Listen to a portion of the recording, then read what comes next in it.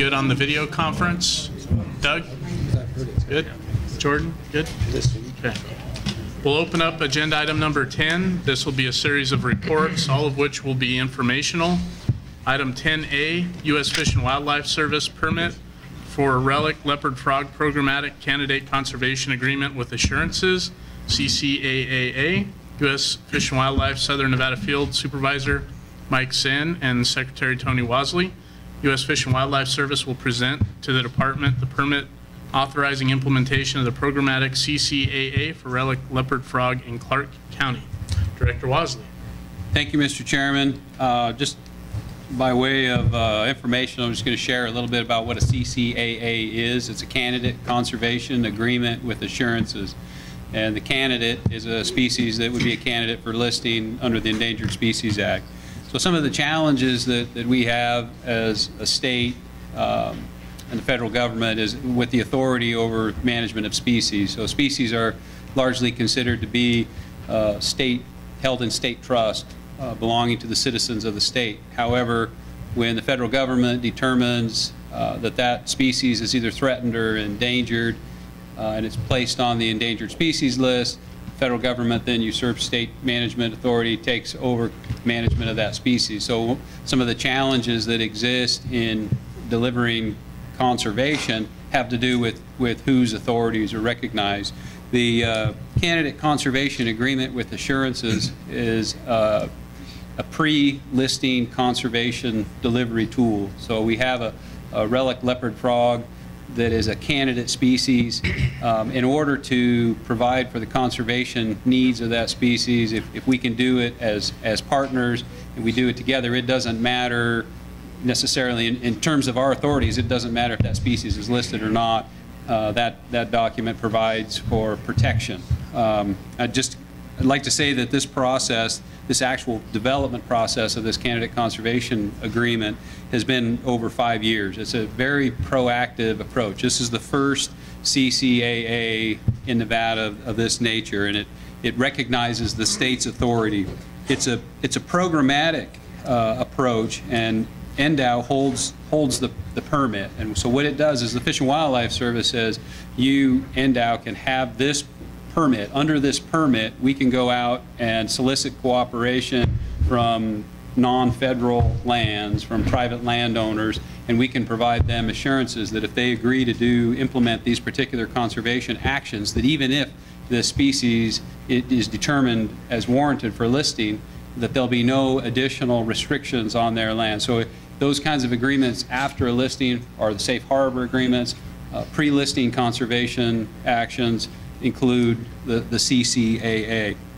So the programmatic approach, which is really unique in allowing the Department of Wildlife to hold that permit, removes a lot of cumbersome hurdles, and we can go out and solicit participation from private landowners, state lands. We could use this, and those individuals no longer have to work directly through the Fish and Wildlife Service, and it doesn't have to be published in the Federal Register each time. It can all be conducted under that one programmatic CCAA. So it really expedites the conservation delivery, which is important in this case because time is very short. We're in a 12-month period, a 12-month evaluation period to determine the fate of this species. So the more that we can do, the greater the likelihood that we can stave off that listing, and the more assurances we can provide those private landowners as a result of participating in this process, the more likely we are to entice or encourage them to participate.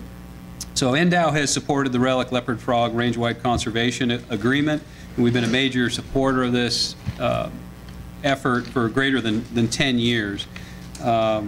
Here today from the Fish and Wildlife Service is Mike Sen. Mike is the Southern Nevada Field Supervisor. I would really be remiss if I didn't point out the key role that the service has played in this. They've been an excellent partner. We stand to gain a lot more working together in these efforts. We can provide the service some cover, the service can provide us some cover, but ultimately at the end of the day it creates a whole lot more ownership in the process, a lot of transparency. We have what I would characterize as a more positive and productive relationship with the service today than we have any time in my nearly 20-year career. It's highly valued. It was very key in the sage grouse decision, and it's very, very key in this process. And so with that, I'd like to turn it over to Mike Sen, Field Supervisor for U.S. Fish and Wildlife Service. Mr. Sen, thanks for coming by today. My pleasure. Thank you, Director Wasley. Mr. Chairman, Commissioners, I just want to start out by thanking you for your service. One thing that Director Wasley didn't mention is before I came to the service about 3 years ago, I spent 23 years with the Arizona Game and Fish Department. And so I'm a firm believer in the important role that commissions and state fish and wildlife agencies play in the conservation of our natural resources. And I know the incredible amount of money that you guys paid to do your job, and appreciate all the service and time that you put in. So I think Director Wasley has really covered a lot of the important elements of the Canada Conservation Agreement with assurances. The thing that I really want to stress, if I can stress from our side, is that this is a voluntary program. And I think as most of you are aware, if we can conserve and bring back species and recover species and stop them from being imperiled or at risk through voluntary means before they get listed as either threatened or endangered by the Endangered Species Act, it can be done generally a whole lot quicker and with a lot less expense. And I think that benefits everybody. It benefits the species, it benefits you, it benefits private property owners, and the like. And so I really want to thank a couple of individuals. One, obviously, Director Wasley for his foresight and vision, but also John Schoberg, your Fisheries Division Chief, was really instrumental in doing a lot of the legwork and working with our staff to get this up and running. So I really appreciate the efforts of both those individuals. So with that, unless there's any questions about what the process is or what it is that we're providing, I think Director Wasley's done a good job of explaining that. I want to go ahead and present a couple of things. One of them is the actual take permit that we issue that goes along with this should the species become listed. And so, like Director Wasley mentioned, we give the state the permit, and this is programmatic, so you can go and get private property owners through a certificate of inclusion to participate in the program. And in turn, like he said, they get assurances that if the species would become listed, there's no additional regulations or requirements or restrictions on their uses of their property, which is, helps remove that uncertainty of folks that want to do good things but don't want to get trapped should the species become listed. So that's really important. The second part of that is just the actual agreement itself, which lays out the management plan. And then finally, I want to thank and give to Director Wasley and his staff a certificate of appreciation. Like Director Wasley mentioned, we work day in and day out with his staff down here. We have, I think, a very, very excellent working relationship, and we work very closely, and that benefits everybody, not just the citizens, but the wildlife resources that don't have a voice. So with that, I would like to present this to Director Wasley. Thanks.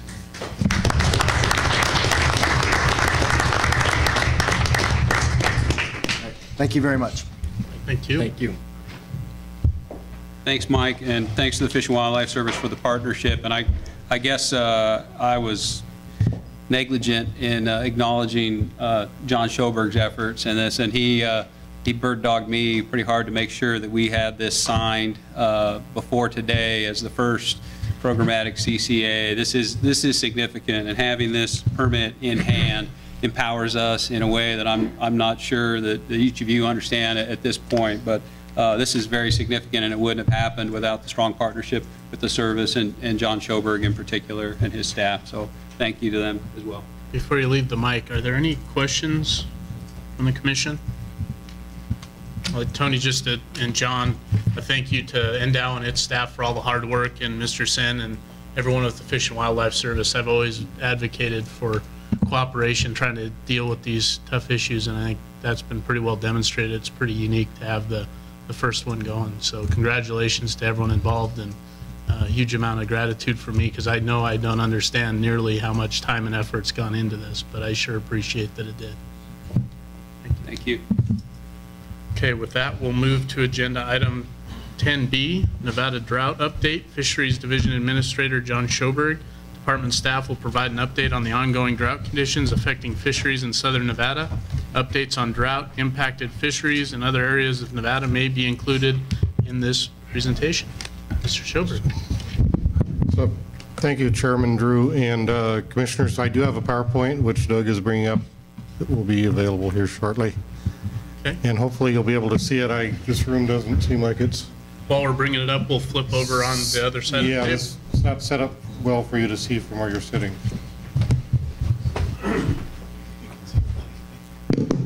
Got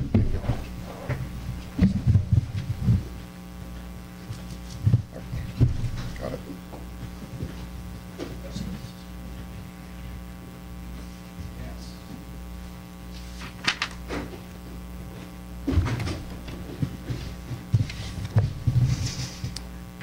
Again, if everyone can see now, again, and thank you, Chairman and Commissioners.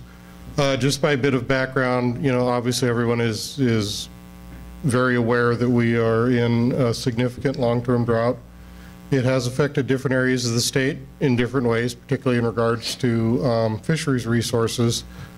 We did provide, fisheries staff provided a presentation to the Commission at the August meeting that focused primarily on the western region waters, but we wanted to give you a further update that addresses some other areas of the state, particularly the 4 counties in the southern region, and give you a little information on where we are at this moment. Moving to Lincoln County, in general, we're not in that bad a shape. Primary waters, Eagle Valley, Echo Canyon reservoirs, and Nesbitt Lake. Because of reasonably adequate winter and spring precipitation, they've maintained those in most other Lincoln County waters at or near probably average levels. One concern that we have, and this has been particularly prevalent at Eagle Valley Reservoir, but also at some other waters, is some significant increases in what we've seen for aquatic vegetation. And there's a number of causes for this, but one of them is likely because of some relatively mild and warm winters and longer growing season. So this does create problems for both boaters and shore anglers. In the case of Eagle Valley, we're continuing to work with the Division of State Parks to try to find some solutions to those issues, but it's an ongoing challenge. And we're going to continue probably to see periodic problems as long as we're in the sort of climate that we're in, and we could be in the sort of climate we're in for a long time, depending on what happens. So, as things change. In terms of Nye County, again, at Kirch Wildlife Management Area, we've seen minimal impacts to reservoirs so far. There are some long-term concerns if this severe drought continues, because to a large extent, maintaining those reservoirs at this point is really dependent on both springs and groundwater, and to the extent that down the road we could see impacts to those water sources because of continued severe drought. It's a little hard to predict, but it is something that we'll be keeping an eye on. In northern Nye County, we've had significant issues because of that lack of both winter snowpack and spring runoff and summer base flow. Most of the major streams in that area have had intermittent flows or have gone completely dry in some reaches. We have suspended fish stocking in major creeks in central and northern Nye County, including all of the waters in Monitor Valley and some in Big Smoky Valley, simply because we don't have there's no streams to stock them in at this point. And recovery is going to be dependent on some changes in winter conditions and hopefully better snowpack that'll maintain some base flow runoff through the summer period and connect some of these intermittent reaches. Esmeralda County, we've actually been doing fairly well. Silver Peak Reservoir is supplied by discharge from some abandoned mining operations, and we've actually maintained flows there.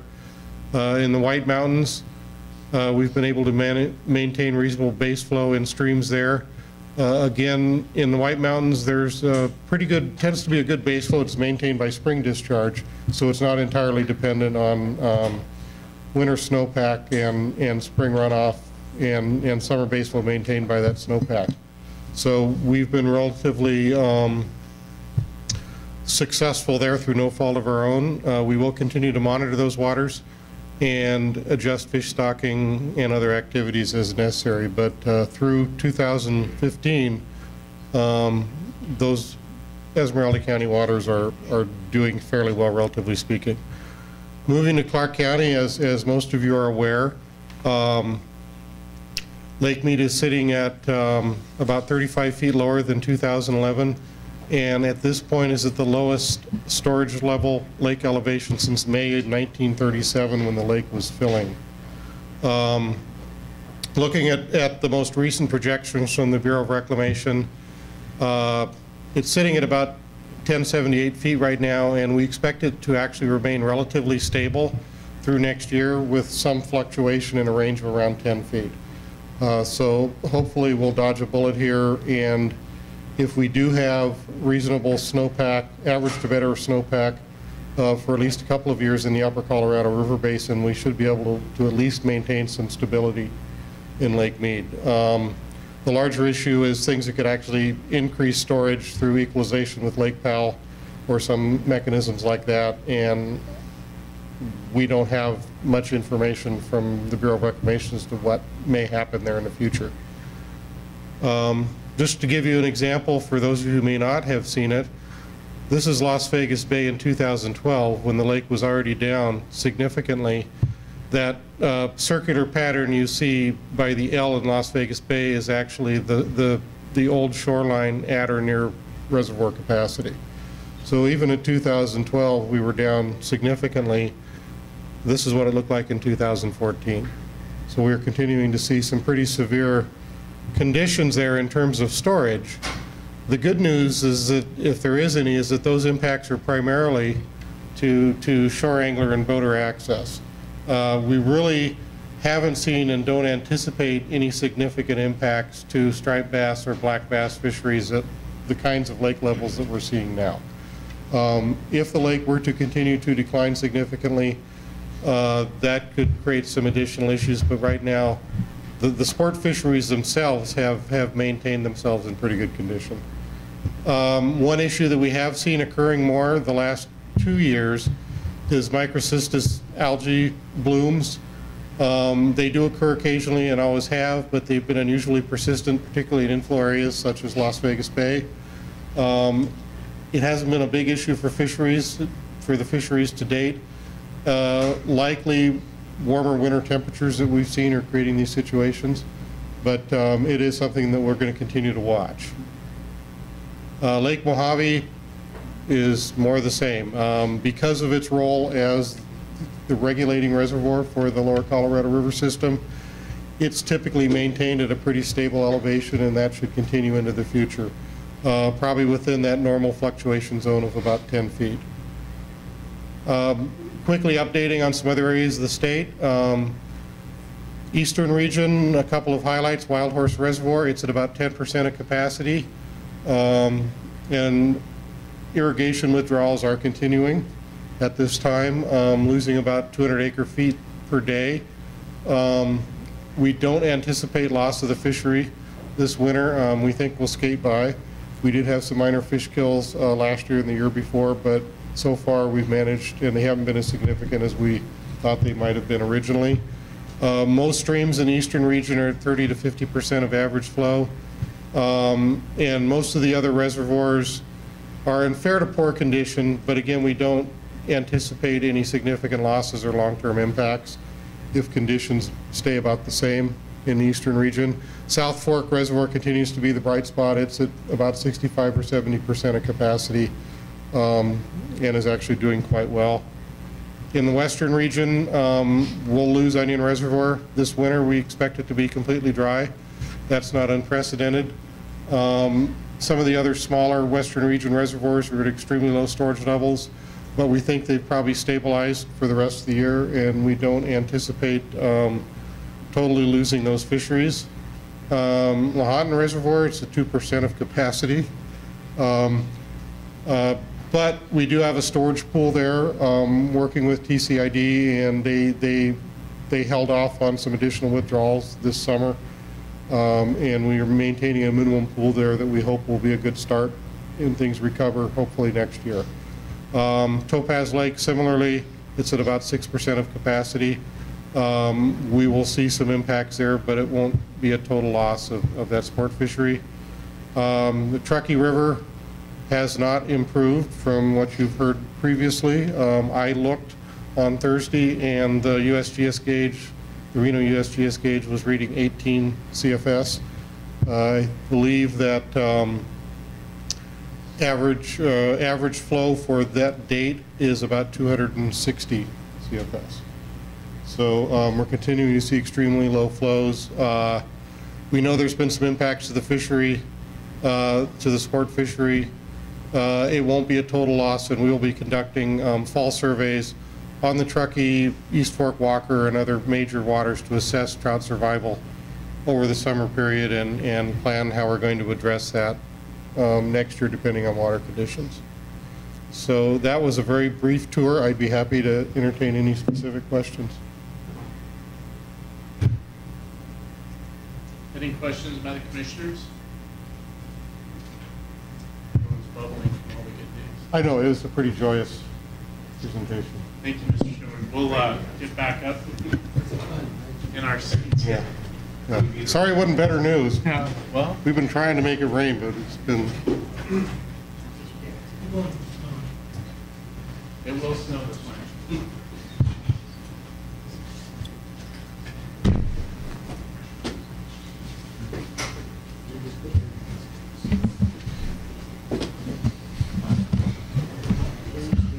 All right, so just one last, any questions on John's presentation? Mr. Schoberg, thank you very much. And before we move to item 10C, I had mentioned that our new commission appointment was imminent, and this is maybe a first in commission history, but we have a signed and notarized oath of office. So Commissioner Hubbs, welcome to the Wildlife Commission. Thank you very much.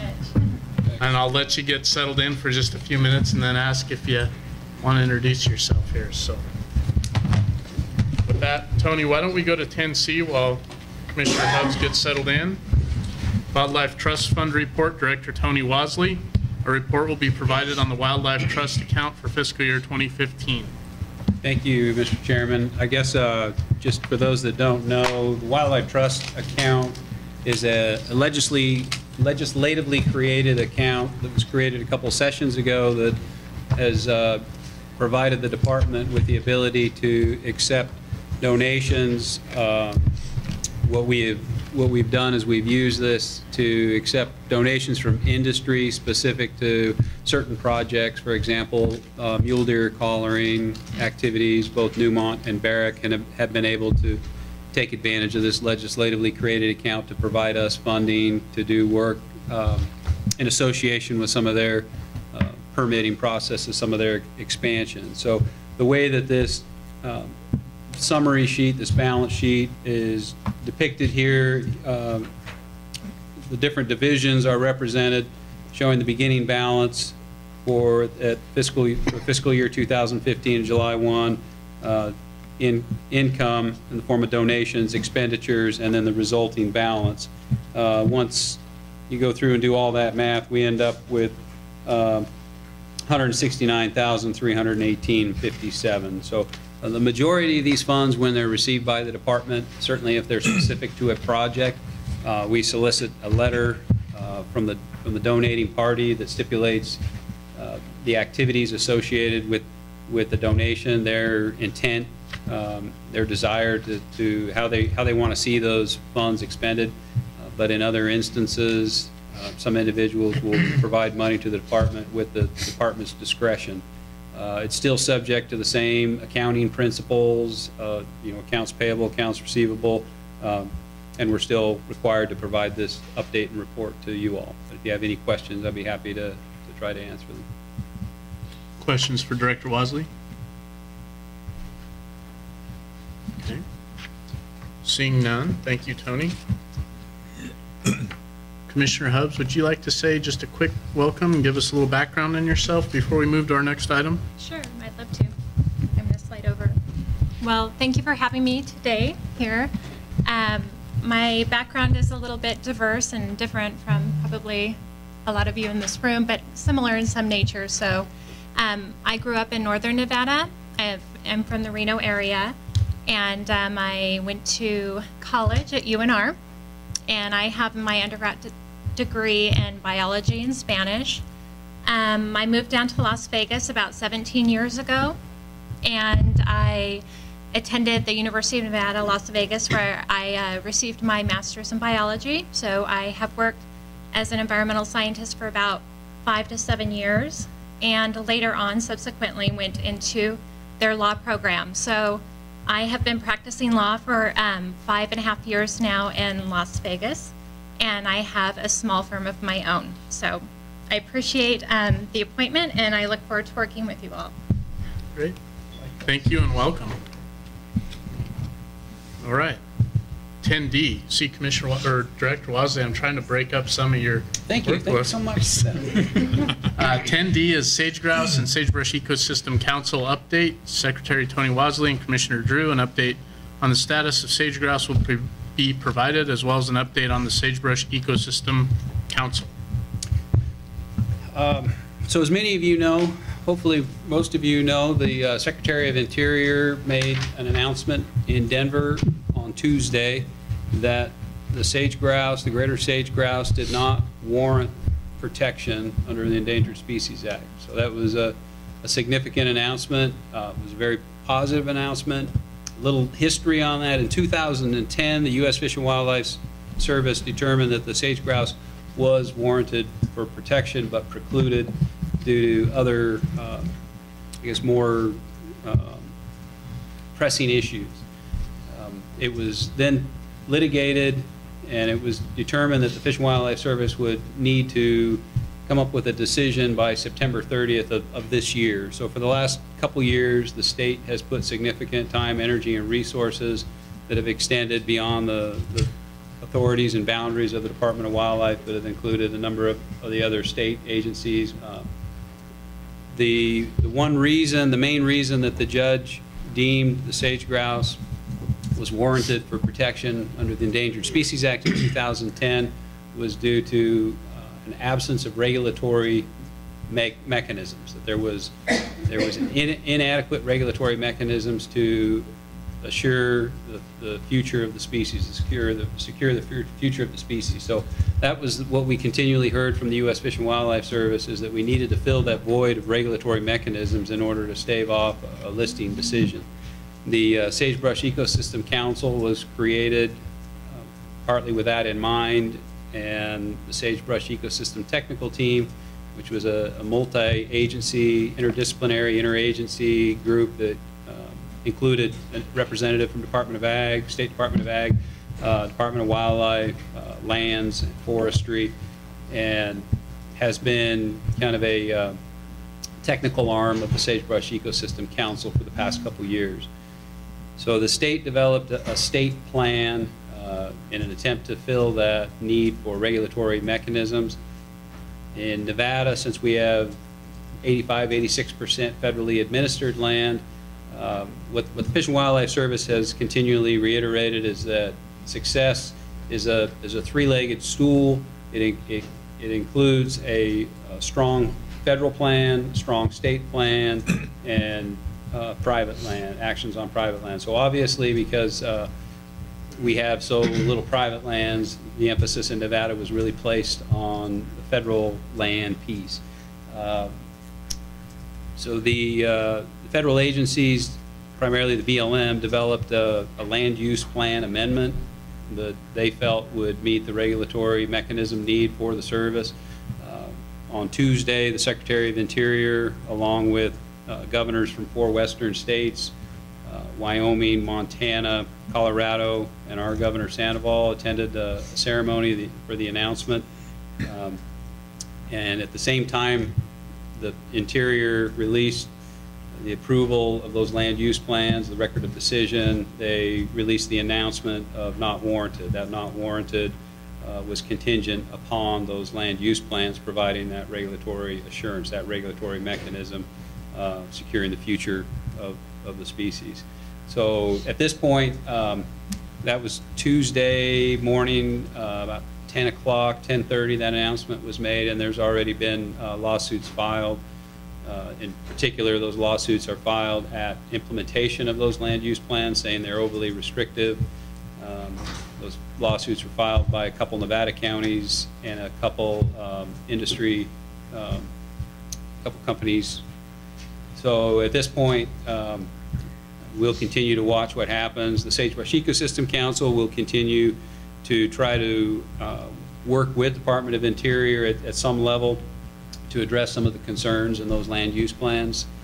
Specifically, the concerns in the land use plans have to do with disturbance caps, habitat objectives, what they're calling land use allocations, where certain activities on the landscape are limited or prohibited in certain areas. And so there's a concern that although the outcome is a very positive outcome,